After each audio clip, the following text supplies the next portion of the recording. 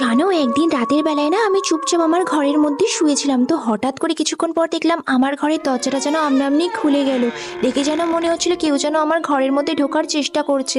তারপর আমি দেখলাম আস্তে আস্তে না একটা কালো ছায়া আমার দিকে এগিয়ে আসছে। আমি তো ভয়তে আমার হাত পা কিছুই নাড়াতে পারছিলাম না।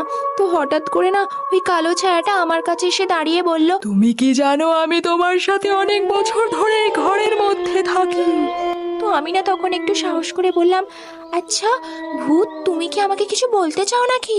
তখন ভূতটা বলল, আমি হলাম এই ঘরের ভাড়াটে, তুমি যদি আমাকে এই ঘর থেকে যেতে বলো আমি তাও কোথাও যাব না। তো তখন আমি বললাম, আরে কোনো সমস্যা নেই, তুমি এই ঘরের মধ্যে যতদিন ইচ্ছা থাকো, কিন্তু এই ঘরে থাকতে গেলে তোমাকে কিছু নিয়ম মেনে চলতে হবে। কি নিয়ম তাড়াতাড়ি বলো। আমি বললাম, তেমন কিছু নয়, শুধু আমার কথা শুনে চলতে হবে। আচ্ছা ঠিক আছে। তো আমি না সবে ভূতটাকে অর্ডার করতে যাব, তখনই আমার ঘুমটা ভেঙে গেল।